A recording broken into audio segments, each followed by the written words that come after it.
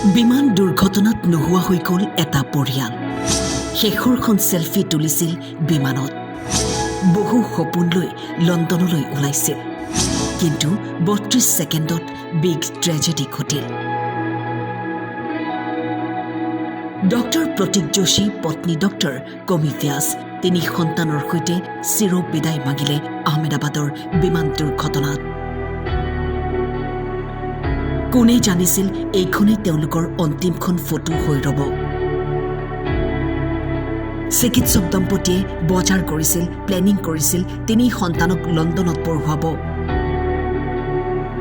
পত্নীয়ে নিজৰ চাকৰি এৰি লণ্ডনত স্বামীৰ সৈতে একেলগে কাম কৰাৰ সিদ্ধান্ত লৈছিল। ভাৰতত চাকৰি এৰি লণ্ডনলৈ ৰাওনা হৈছিল পৰিয়ালটো। নতুন জীৱনৰ পৰিকল্পনাৰে বিমানত হাঁহি মুখেৰে ওলাইছিল, কিন্তু যাত্ৰীসকলৰ ঘড়ীৰ সময় যেন ক'ৰবাত স্তব্ধ হৈ পৰাৰ ইংগিত দিছিল। কোনোবাই ফটো তুলিছিল, কোনোবাই ভিডিঅ' কৰিছিল, কোনোবাই সেৱা কৰি যাত্ৰা আৰম্ভ কৰিছিল, আৰু কোনোবাই বহু সপোন ৰচিছিল। সময় হৈছিল 1:38। আছিল মাত্ৰ 2 মিনিট যাত্ৰীৰ জীৱনৰ। একেইখন বিমানৰ অন্য এটা ছিটত আছিল 4 মাহ পূৰ্বে বিবাহ হোৱা খুশবু।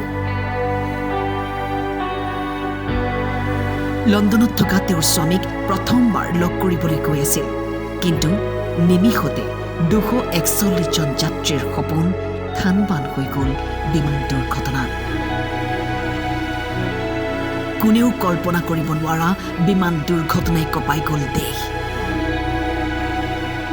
এই বিমান দুৰ্ঘটনা হৈ ৰ'ল ভাৰতৰ এক বিগ ট্ৰেজেডি।